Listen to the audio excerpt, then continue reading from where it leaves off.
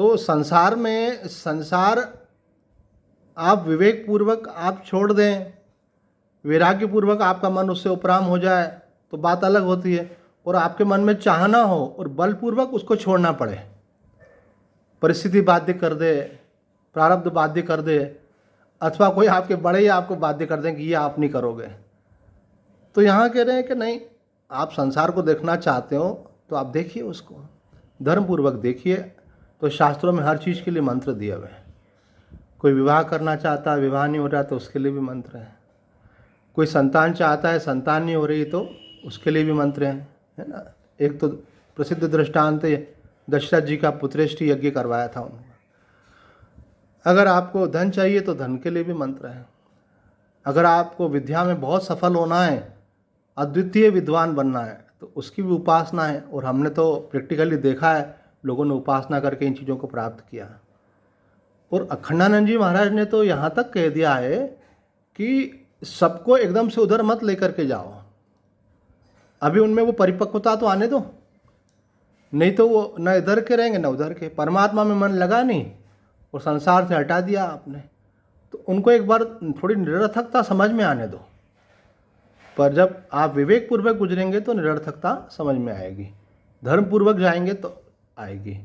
जो ऐश्वर्य भगवान की कृपा से प्राप्त होता है, उसमें उसका सुखोपभोग लेने के बाद में भी उसमें आसक्ति नहीं होती है।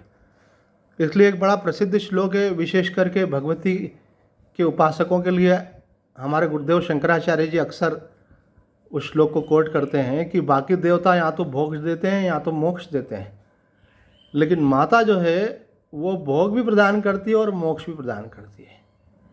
पर अब भोग में अगर अटक गया तो आदमी, तो कहते हैं कि जब वो भगवान के द्वारा प्रदान किया जाता है तो उससे तृप्ति होकर के व्यक्ति में उपरामता आ जाती है। मतलब उसको समझ में आ जाता है कि अरे इसका कोई एंड नहीं है, और वहाँ से उसका मन हट जाता है। तो यहाँ पे वेद शास्त्रों का आश्रय लेने वाले, संतों का आश्रय लेने वाले, विद्वान पंडितों का आश्रय लेने वाले जो लोग होते हैं वो दो प्रकार के होते हैं। एक वो उनके पास इसलिए जाते हैं उनके मन में कोई सांसारिक कामना है। तो भगवान श्री कृष्ण स्वयं कह रहे हैं, अब बाकी किसी का अपन ओपिनियन क्या लें, कि चतुर्विधा भजन्ते माम जना सुकृति नोर्जुना आर्तो अर्थार्थी जिज्ञासु ज्ञानी च भरतर्षभ, कि जिनको कोई इच्छा होती है वो मेरी शरण में आते हैं तो वो भी मेरे भक्त हैं, और जिनको कोई कष्ट है और वो उसको हटाना चाहते हैं तो वो भी मेरे भक्त हैं। जैसे द्रौपदी आर्त भक्त हुई, भगवान से अपना कष्ट मिटाना चाहती थी। ध्रुव जो है भगवान का अर्थार्थी भक्त हुआ, वो भगवान से राज्य चाहता था। तो भगवान कहते हैं ये भी मेरे भक्त ही हैं, क्योंकि ये इनको ये मन में विश्वास तो है ना कि भगवान की कृपा से ऐसा संभव है ना, कि मंत्रों का आश्रय लिया, भगवान की उपासना की, और क्योंकि उनको विश्वास है कि भगवान की कृपा से हमारे सांसारिक जीवन में भी अनुकूलता आएगी। एक बार सन्मुखानी जी सामने दिख रहे हैं तो याद आ रही है, हम लोग आपस में खूब भगवत चर्चा करते रहे। तो डॉक्टर साहब ने एक बात पूछी कि वो सभी के लिए प्रश्न का उत्तर है कि मनुष्य को कामनाओं का त्याग करने का तो भगवान कहते हैं, लेकिन कई बार परिस्थिति ऐसी होती है कि आदमी का ध्यान बार बार उस तरफ जाता है ना। फॉर एग्जाम्पल कि शरीर में बहुत अधिक कष्ट है, हम बोलते हैं भगवान पे छोड़ दो, आप तो भजन करो, पर व्यक्ति का ध्यान भगवान से हट करके बार बार शरीर में जा रहा है तो वो क्या करे। तो रमण महर्षि जी ने भी और रामकृष्ण परमहंस जी ने भी कहा है, अगर आपका मन परमात्मा में लगाने का निर्देश दिया है, आत्मा में रहने का निर्देश दिया है, लेकिन उसमें लग नहीं पा रहा है, तो आपको चाहिए कि पहले उसका निराकरण कर लो, क्योंकि ध्यान तो उधर से हट नहीं पा रहा है ना। ठाकुर राम, इसको एक एग्जाम्पल के द्वारा समझे। एक व्यक्ति रामकृष्ण परमहंस के पास गया और जाकर के पूछा कि मैं साधना करने बैठता हूँ तो मच्छर काटते हैं, तो मच्छरों को मार सकते हैं क्या, ये मन में प्रश्न लेकर के गया। तो देखा, तो जैसे ही ठाकुर के कमरे में एंट्री की तो देखा कि एकदम से उन्होंने, अरे बोले ठाकुर खुद ही मच्छर मार रहे हैं। ऐसे रमण महर्षि जी से किसी ने पूछा यही प्रश्न कि क्या मच्छरों को मारना पाप नहीं है, अगर हम साधना कर रहे हैं और मच्छर अगर बाधा डाल रहे हैं तो मच्छर एक एग्जाम्पल हो गया, ऐसे बाकी सब चीज़ें भी समझिए, उपलक्षण है ये। तो महर्षि जी ने कहा यदि मच्छरों का दंश सहन करके तुम ध्यान कर सकते हो तो करना चाहिए, लेकिन अगर उसका दंश नहीं सहा जाता तुमसे तो पहले उसका उपाय करना चाहिए। तो इसी प्रकार से संसार की कोई भी प्रतिकूलता जो आपको कष्ट दे रही है और आपका अटेंशन भगवान से, सत्संग से, साधना से बार बार विड्रॉ कर लेती है, तो आप पहले उसका निराकरण करो। और अगर आपकी तितिक्षा ज़्यादा है और अगर आप सहन कर सकते हो तो आप बोलो ठीक है, भगवान की जो इच्छा है हमको स्वीकार है। पर आप बोल तो रहे पर स्वीकार नहीं कर पा रहे हो, अगर ऐसा है तो पहले उसका निराकरण करना चाहिए। तो अभिप्राय क्या हुआ कि ये it depends upon your tolerance power, कि आपकी सहन शक्ति कितनी है, आपकी तितिक्षा कितनी है, आपका वैराग्य कितना है। उस अनुपात में ही आप संसार की प्रतिकूलता को सहन कर पाएंगे, चाहे वो किसी परिवार के व्यक्ति का व्यवहार हो, चाहे वो स्वास्थ्य हो, चाहे वो आपकी अन्य प्रकार की भौतिक अनुकूलताओं को लेकर के हो। तो हमारे शास्त्रों में कहा है कि भाई अगर ऐसा ही है तो उपाय करके उसका जल्दी से निराकरण कर लो। अगर आपके प्रयास से नहीं हो रहा है तो देव कृपा से भी हो सकता है, सकाम उपासनाएं होती हैं इसलिए हमारे यहाँ। पर आपका लक्ष्य उसमें फंसना नहीं है, प्रवृत्ति के लिए नहीं है, निवृत्ति के लिए है। लक्ष्य बना के चलो परमात्मा को।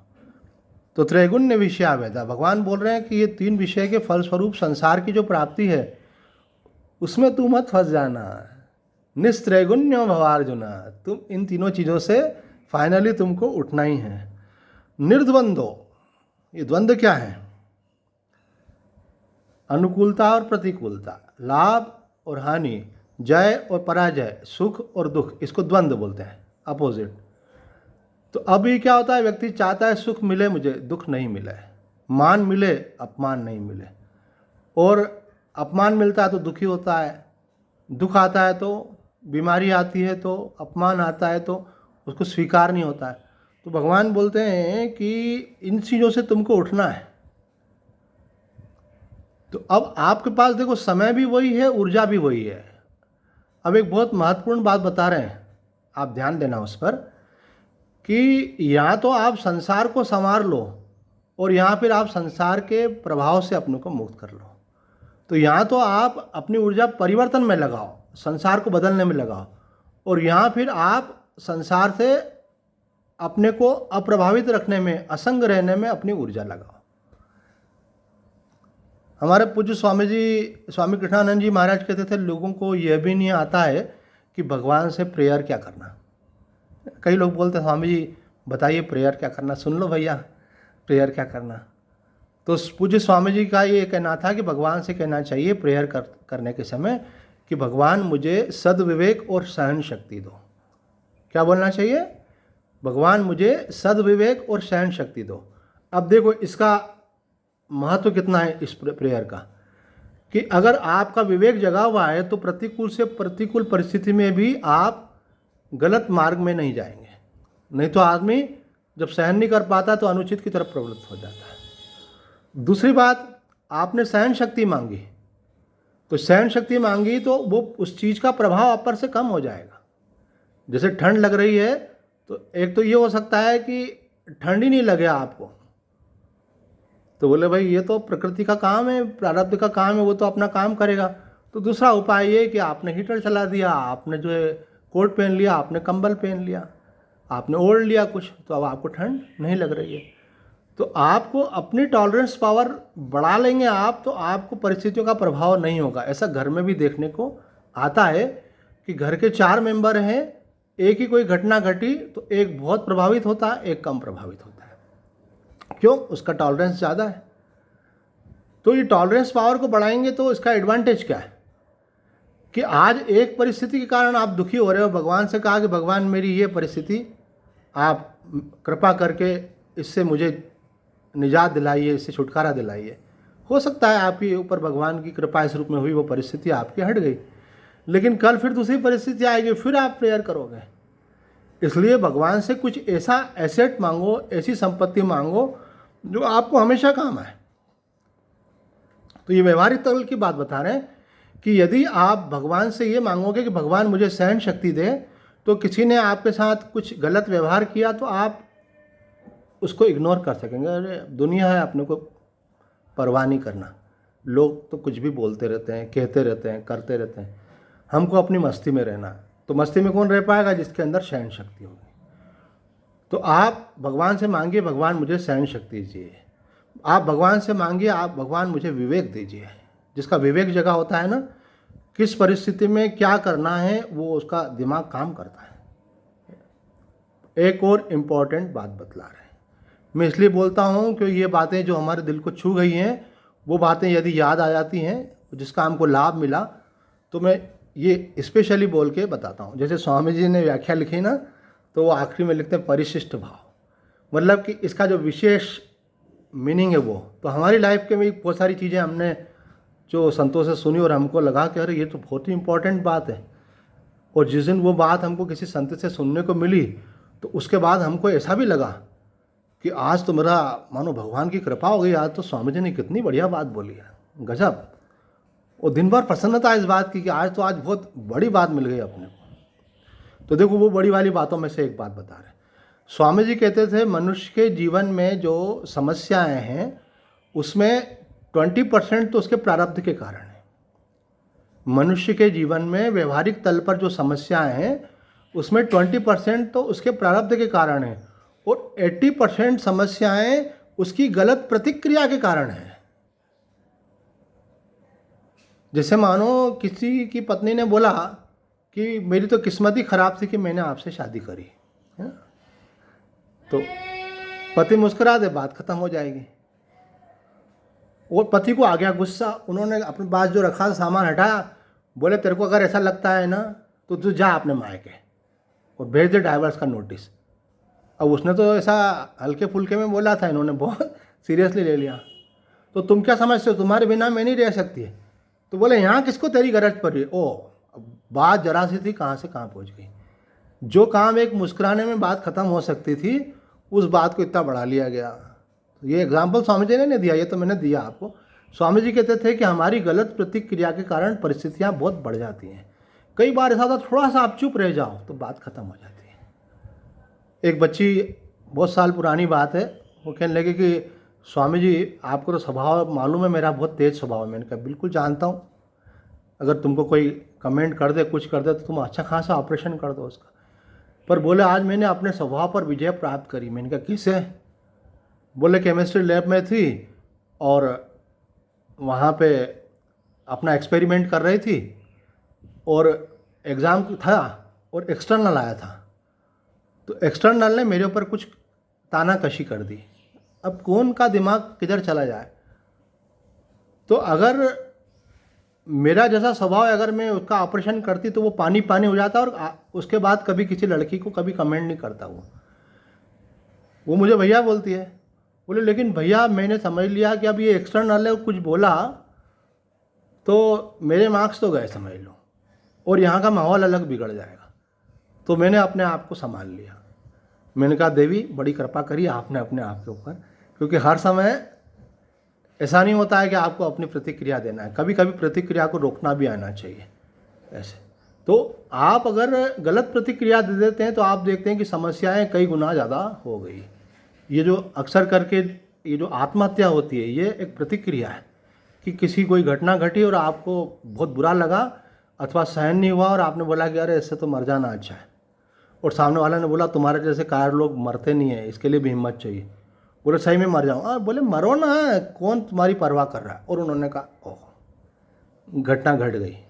अथवा किसी व्यक्ति ने किसी का मर्डर कर दिया, तो करने के बाद बोलता अरे यार मैंने अपनी ज़िंदगी को ख़राब कर दी, मैंने मर्डर किया, अब मैं पकड़ा गया, ज़िंदगी भर जेल में सड़ रहा हूँ। थोड़ी देर के लिए मैं सहन कर जाता तो एक बात आप ध्यान रखें, स्वामी जी का वचन बहुत इंपॉर्टेंट है कि आपके जीवन में जो समस्याएं हैं वो 20% आपके पुराने कर्मों के फलस्वरूप प्रारब्ध के कारण है, पर 80% आप those are because of your wrong reaction, गलत रिएक्शन आपकी हो जाती है। तो अपने को संभाल करके चलना है। तो स्वामी जी, भगवान श्री कृष्ण यहाँ बोल रहे हैं निर्द्वंद्व।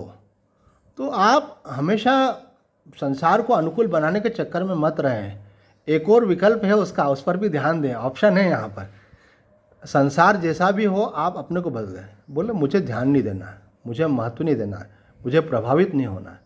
मुझे भगवान से भी ये बोलना है, भगवान मुझे ऐसा विवेक दे कि आप सामने वाले को डिक्लेयर कर दो मन ही मन कि ये तो पागल है।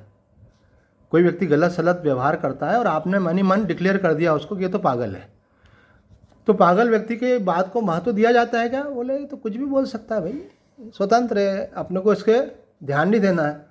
तो अगर आप निर्द्वंद होना चाहते हैं तो आप संसार को बदलने में ऊर्जा ज़्यादा नहीं लगाएं। बदलना ही है तो अपने मन को बदलें, और बदलना ही है तो भगवान से प्रार्थना करें कि आप भगवान मुझे ऐसा बदल दो कि मैं इन चीज़ों से प्रभावित नहीं हूँ, असंग रहूँ। तीसरी बात हमने इस श्लोक में ये देखी थी कि भगवान बोलते हैं निर्द्वंदो नित्य सत्वस्थो, कि आप भगवत तत्व में जैसे जैसे स्थित होते हैं। एक महात्मा ने कहा कि मैंने निगेटिव चीज़ों को हटाने में बहुत ऊर्जा लगाई, लेकिन उसमें बहुत ज़्यादा रिजल्ट नहीं मिलते। उसकी बजाय ऐसा होना चाहिए पॉजिटिव चीज़ों में अपनी ऊर्जा लगाते जाओ, निगेटिव अपने आप हटता जाएगा। आप संसार में आपके अंदर कुछ कमियां हैं उनको हटाने में बहुत ऊर्जा लगाएंगे तो टाइम ज़्यादा वेस्ट होता है। उस टाइम को, उस एनर्जी को किसी पॉजिटिव चीज़ में लगाते जाएं। जैसे उदाहरण के लिए आपके पास समय है, आप बैठ करके टीवी देखते हैं, आप मोबाइल देखते हैं, आप फालतू कुछ काम करते हैं, तो आपने नियम बना लिया कि हम तो 1 घंटा जप करेंगे, और टाइम मिल गया 1 घंटा सत्संग सुनेंगे। तो आप अपने समय को अच्छी चीज़ों से अगर भर देंगे तो जो दूसरी चीज़ें हैं उनके लिए अवसर ही नहीं मिलेगा।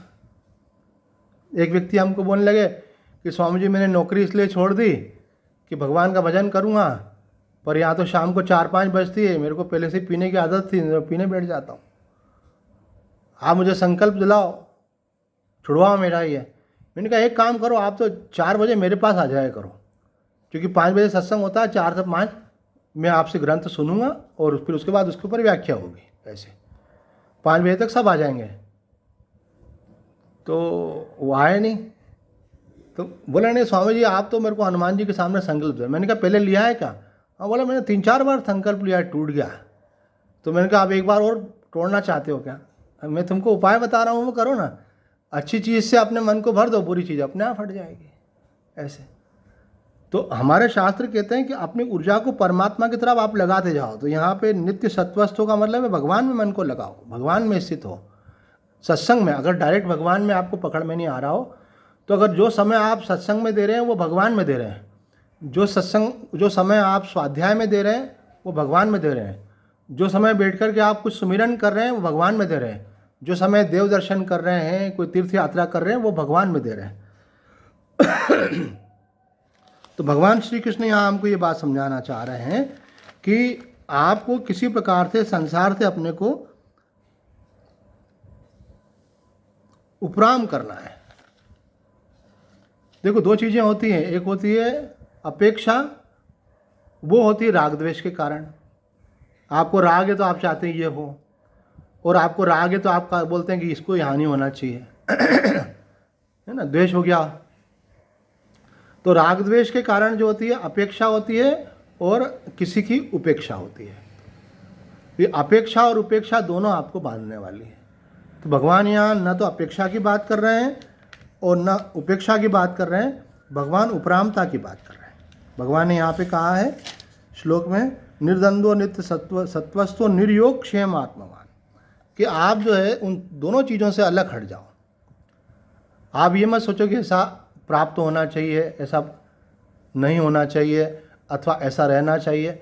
आप शांत हो जाओ थोड़ा सा, आप देखो, भगवान पे छोड़ने की कोशिश करो, भगवान पर विश्वास करो। जितना जितना आप पर भगवान पर विश्वास होगा उतना उतना आप अनुकूलताओं को पकड़ने के लिए आग्रह छोड़ सकेंगे।